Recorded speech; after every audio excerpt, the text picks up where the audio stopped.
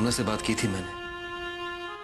उसकी बातों से यही अंदाजा हुआ कि हेम को सब पता चल गया। उसे सिर्फ मेरा नाम नहीं पता। मेरा कहने का मतलब आशा, वो आजकल हेम बीबी के घर पे रह रही है और महेश बाबू बिल्कुल अकेले पड़ गए हैं। आपके दोस्त मुझे अपनी पत्नी कहकर समाज में सर ऊंचा करके घूम रहे हैं, इससे भी आपको कोई फर्क नहीं पड़ा। क्यों ना आप भी मेरी तरह जल्दी से शादी कर ले, ताकि सुशीला को सहारा भी मिल जाएगा। ये क्या कह रही हो हेम? मेरी बात पर एक बार गौर कीजिएगा। जोगिंदर बाबू, आप यहाँ घर में शादी की तैयारी कैसे चल रही है? मैं बारिन से मिलने आया हूँ। बारिन और रोमेश बाबू दोनों की ही प्रॉब्लम है। अब देखिए ना जोगिंदर बाबू, ये बारिन बाबू और रोमेश बाबू, इन दोनों को आनंदो बाबू ने इस चेंबर की जिम्मेदारी दी है, लेकिन दोनों के दोनों ही गायब हैं। आखिर मैं कितना काम करूंगा, आप बताइए ना। क्या मतलब? अब देखिए, मैं अकेले यहां काम करते करते थक जाता हूं, लेकिन इन दोनों को कोई फर्क ही नहीं पड़ता। मैं तुम्हारे बारे में बात नहीं कर रहा हूं। बारिन कहाँ है? अब बारिन के बारे में मुझे क्या पता। अब देखिए ना, सुबह से दर्शन नहीं हुए, लेकिन काम क्या है मुझे बताइए, मैं हूं ना।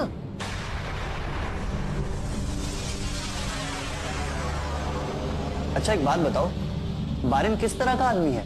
आदमी एक ऐसा मतलब लंबा चौड़ा है, थोड़ा ताकतवर है, चल फिर लेता है, लड़कियां उसे पसंद करती हैं, यही सब उसके बारे में जानता हूं, इससे ज्यादा मैं कुछ नहीं जानता। चुप रहो, ज्यादा बकवास मत करो। जितना पूछा गया है उतना जवाब दो। मेरा मतलब उसकी शादीशुदा जिंदगी से है। उसका बिहेवियर अपनी पत्नी के लिए ठीक नहीं है क्या?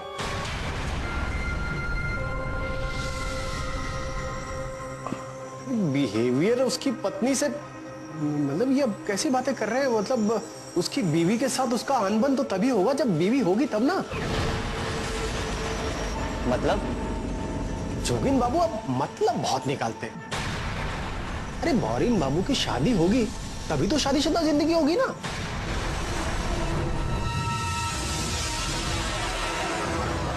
तुम यहाँ क्या कर रहे हो बारिन? जी वो एक्चुअली मैं अक्सर यहाँ आता जाता रहता हूँ। ये कौन? काका ये एक्चुअली। अरे साफ साफ कहो ना, ये तुम्हारी पत्नी है। जी जी हाँ, ये मेरी पत्नी है।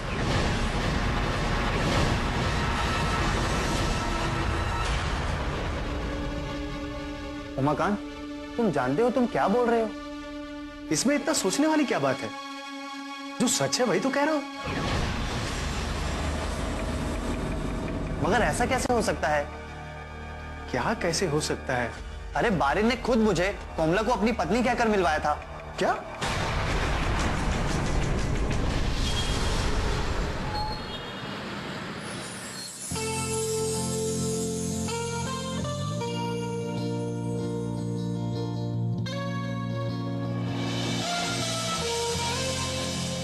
महेश बाबू, ये घर का क्या हाल बना रखा है?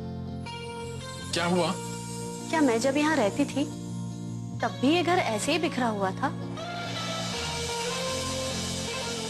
मगर मुझे नहीं लगता कि मैं घर को ऐसे रखती होंगी। सुशीला, जब तुम यहाँ रहती थी ना, तब ये घर इंसानों के रहने के लायक लगता था।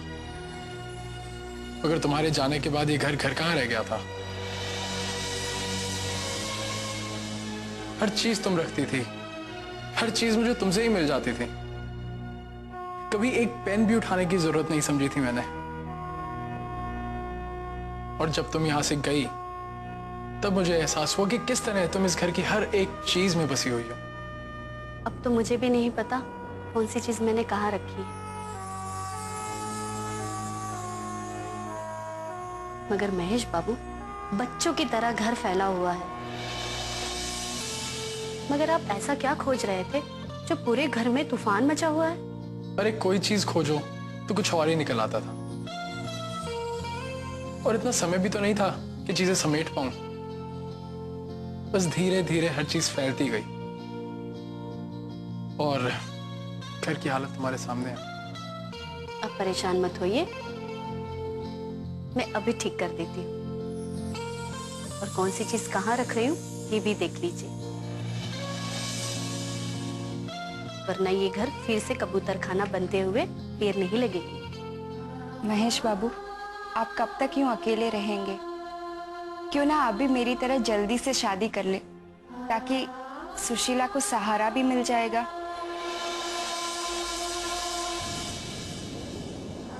डॉक्टर बाबू कहाँ खो गए? नहीं, कहीं नहीं। अच्छा ये बताइए, आपने कुछ खाया है भी या नहीं? हाँ, वो मैंने होटल से नाश्ता मंगवा लिया था। आप डॉक्टर होके अपनी सेहत का ध्यान नहीं रखते? अब जानते हैं ना बाहर का खाना कैसा होता है। लगता है आज आपको क्लिनिक जाने का इरादा नहीं है। घड़ी देखिए। बातों बातों में इतना वक्त निकल गया, पता ही नहीं चला। सुशीला, अभी मैं निकलता हूँ, ठीक है? बाय।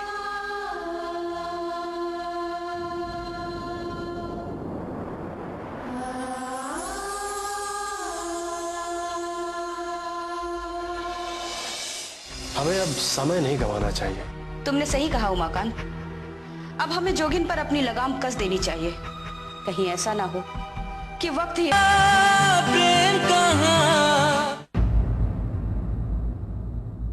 देवी जी कहाँ हैं आप? क्या बात है उमाकांत, तुम इतना हाफ क्यों रहे हो? कहीं तुम्हारी कोई चोरी तो नहीं पकड़ी गई जो दया की भीख मांगने यहाँ चले आए? देवी जी, आपने बिल्कुल सही कहा था कि मुझसे इंसान पहचानने में जरा सी चूक हो ही जाती है।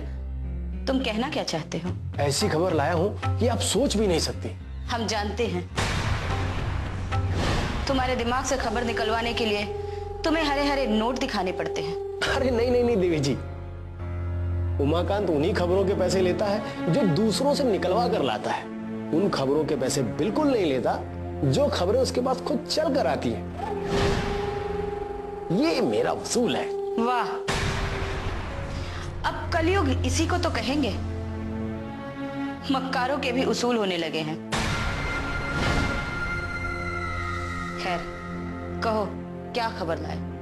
आपने बिल्कुल सही कहा, लेकिन कोई है जो मुझसे भी ज्यादा मक्कार है। मतलब? चौंक गई ना आप? मैं भी ऐसे ही चौंका था जब मुझे पता चला कि बारिन कोमला को अपनी पत्नी कहता फिर रहा है। ये क्या बक रहे हो तुम? आपको अपने कानों पर विश्वास नहीं हुआ ना? मुझे ये बात जोगिन बाबू ने ही बताई थी। तुम्हें कोई गलतफहमी हुई होगी। तुम तो अच्छी तरह से जानते हो कि बारिन और रमेश कितने अच्छे दोस्त हैं। इस बात का तो मुझे भी आश्चर्य हुआ कि बारिन रोमेश के नाक के नीचे सब कर रहा है, लेकिन रोमेश को इससे कोई फर्क नहीं पड़ रहा है। उसको कोई दिक्कत नहीं है। तुम यकीन से कह सकते हो कि ये वही कमला है जो रमेश की पत्नी बनकर उसके साथ उसके घर में रह रही है? मेरे सर पे जितने बाल है ना, आप उतनी बार भी पूछेंगी तो मैं यही कहूंगा, बारिन कमला से प्रेम करता है, इसमें कोई शक नहीं।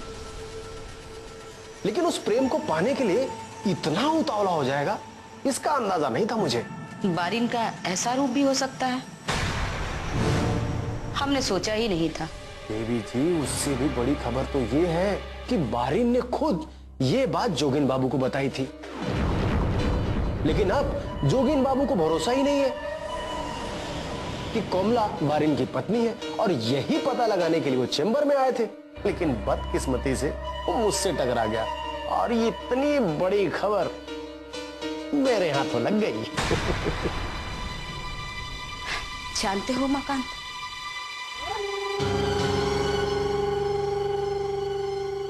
इस धार का तब तक कोई मतलब नहीं है जब तक कोई हाथ इसे उठाकर इस्तेमाल ना करे। वैसे ही जोगन के अंदर आग बहुत है,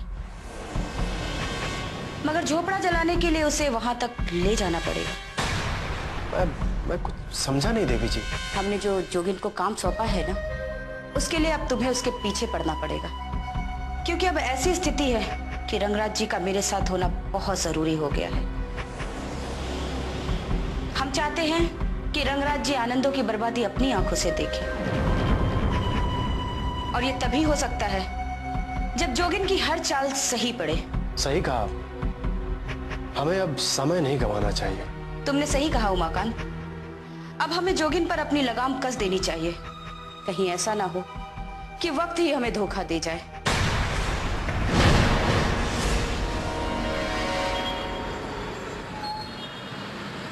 मगर ऐसा कैसे हो सकता है? बारिन ने तो कमला को अपनी पत्नी कह के मिलवाया था हमसे। इन्हीं चीजों की वजह से तो मेरा शक और बढ़ता जा रहा है काका। ऊपर से कमला का रिएक्शन, पत्नी अपनी पति से कितनी भी गुस्सा हो, मगर वो कभी ऐसे नहीं कहेगी कि वो मेरा पति नहीं है।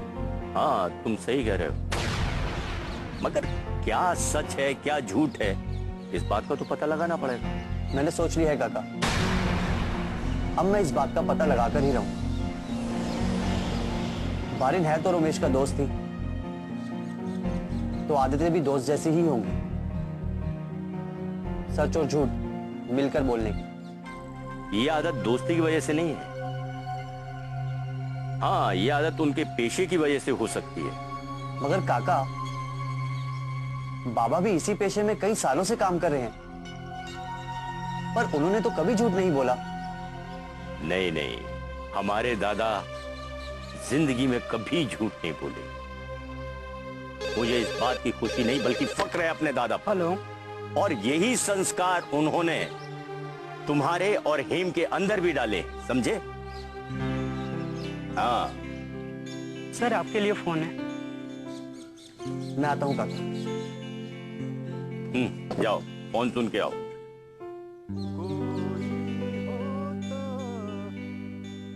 हेलो।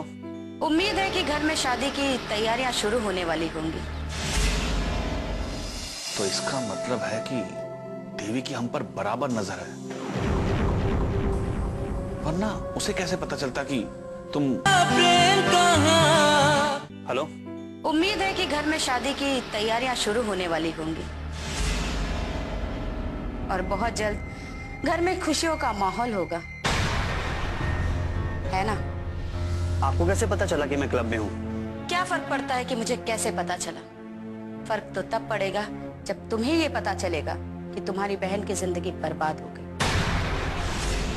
और तुम इस बर्बादी को रोक सकते थे, मगर मैंने जो आपसे वादा किया था उसे मैं जरूर पूरा करूंगा। वक्त से पहले और वक्त निकल जाने के बाद वक्त का कोई मोल नहीं होता, इसलिए जितनी जल्दी हो सके तुम वक्त की कीमत को पहचान लो। अब तुम्हारी बहन की खुशियां तुम्हारे इरादों पर टिकी हुई हैं।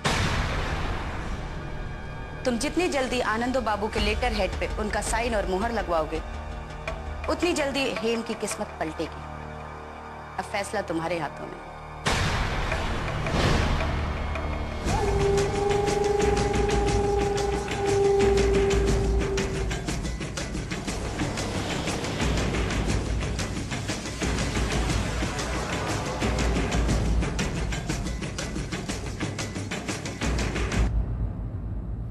किसका फोन था? किसी के नहीं काका। ये कैसे हो सकता है? अभी तो तुम फोन पे बात करके आ रहे हो और तुम्हारा इतना उदास चेहरा, मैं कैसे मान लूं? एक्चुअली काका, उन लोगों को गलत फहमी हो गई थी, किसी और का फोन था, मुझे बुला लिया था। जोगिन, तुम हमसे झूठ बोल रहे हो। देखो, अगर कोई ऐसी बात हो तो मुझको तुम सच सच बता दो, हम तुम्हारी मदद ही करेंगे। आपको ऐसा क्यों लग रहा है कि मैं आपसे कुछ छुपा रहा हूं? अच्छा चलिए घर चलते हैं, बाबा इंतजार कर रहे होंगे। मुझे खुशी हुई कि तुम्हें दादा की चिंता है, तो चलो फौरन चलो, आओ।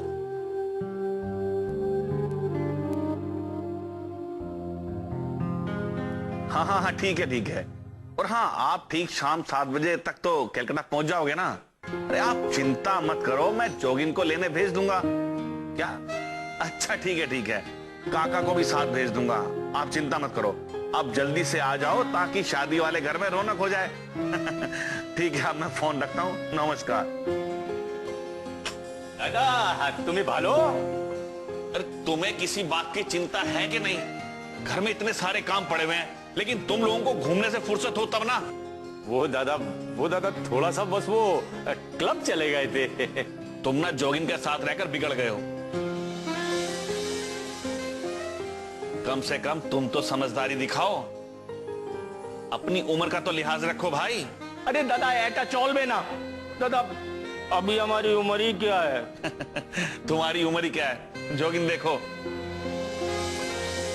उम्र 55 की और दिल बचपन का लिए घूमते हैं आपके काका। अरे हाँ, ये हंसी मजाक तो बहुत होगी। जो वो दुर्गापुर वाले रिलेटिव्स ने आना था, उनके रहने खाने के लिए इंतजाम करने को कहा था, वो कर दिया?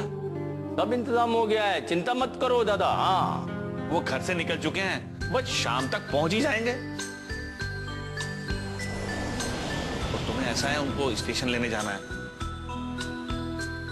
अभी 4 बजे हैं और तुम लोग खाना वाना खा के निकल जाओ। जोगिन, मैं अपना मनी बैग लेके आता हूँ, तू निकल। है तू निकल ना, मैं मिलता हूँ तुझे। जोगिन। जी बाबा।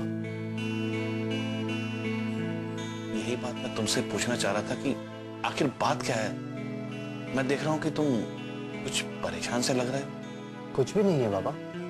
देखो जोगिन, हेम की शादी तुम्हारा सपना थी, अब वो मौका आ गया तो इतने उदास क्यों? बहुत ही खुश रहे, मुझे और क्या चाहिए बाबा। आखिर हर मोड़ पे उन्होंने हमें संभाला है। मगर क्या जोगिन? मगर बॉडी की खुशियां आपके और देवी के बीच दांव पर लगी हुई हैं। इसका मतलब तुम फिर देवी से मिले थे? नहीं, जब मैं क्लब गया था उसका टेलीफोन आया था। तो इसका मतलब है कि देवी की हम पर बराबर नजर है, वरना उसे कैसे पता चलता कि तुम कब और कहां हो? इसी बात की तो मुझे चिंता है बाबा। अगर अपनी बहन की शादी के कार्ड मैं नहीं बांटूंगा तो और कौन बांटेगा? ऐसी बात नहीं है जोगिन। मैं सोच रही थी कि इसी बहाने मैं कमला से बारिन के बारे में पूछ लूंगी। नहीं बॉडी, तुम ऐसा कुछ नहीं करोगी। इसी बात की तो मुझे चिंता है बाबा। उसकी निगाह हमारे परिवार पर ही लगी हुई है। जोगिन, मैं तभी तो तुम्हें देवी से मिलने से रोक रहा था। उससे क्या हो जाता बाबा? उल्टा वो और तिल मिला जाती। मगर जोगिन, देवी जो चाहती है वो सही नहीं है। बाबा, क्या सही है क्या गलत मैं ये नहीं जानता, मगर मैं बॉडी के साथ गलत होते हुए नहीं देख सकता। आप प्लीज देवी की बात मान जाइए। मैं बॉडी की खुशियों के लिए आपसे विनती करता हूँ, प्लीज मान जाइए। देख जोगिन, तुम्हें क्या लगता है कि मैं हेम से प्रेम नहीं करता? मुझे उसकी कोई चिंता नहीं है।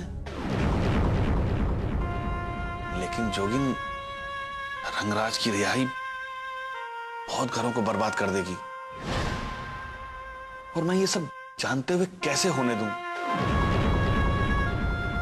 तुम ही मुझे बताओ। बाबा, आपने सही कहा।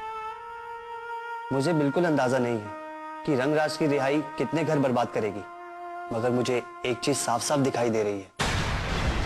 अगर ऐसा नहीं हुआ ना, तो देवी हमारे इस घरौंदे के हर तिनके को आग लगा देगी। जोगिन, मुझे सोचने का थोड़ा वक्त दो, ताकि इस मुसीबत को कैसे टाला जा सके। पापा, अब ये मुसीबत तो आ गई, ये सोचने का समय नहीं है, कुछ करने का समय है। मैंने सोच लिया है कि मुझे अब क्या करना है।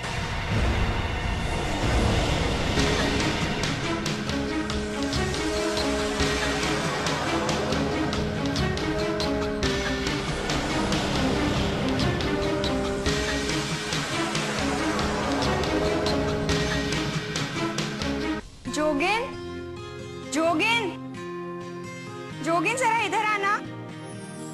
अरे बॉडी, तुमने बुलाया? अच्छा ये बताओ, क्या आज तुम फ्री हो या फिर तुम्हें कहीं जाना है? बाबा ने मुझे दुर्गापुर वाले रिश्तेदारों को स्टेशन से लाने को कहा है।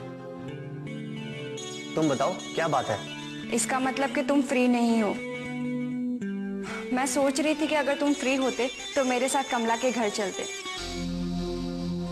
मगर कोई बात नहीं, मैं अकेली ही चली जाऊंगी।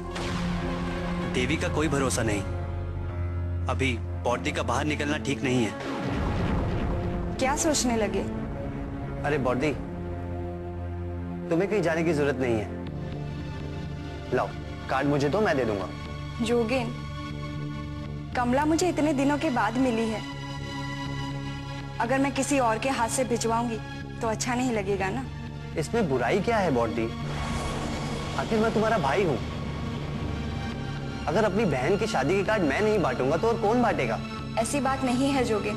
मैं सोच रही थी कि इसी बहाने मैं कमला से बारिन के बारे में पूछ लूंगी। नहीं बॉडी, तुम ऐसा कुछ नहीं करोगी।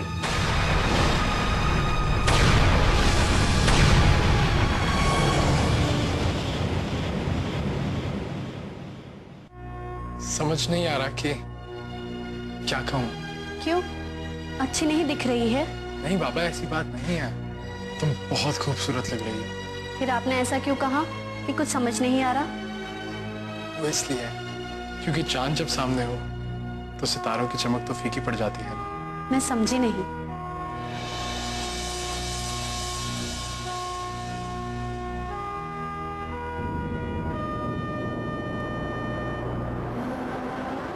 अब समझ में आया? मैं इस चांद की बात कर रहा हूँ जो मेरी में रोशनी बन के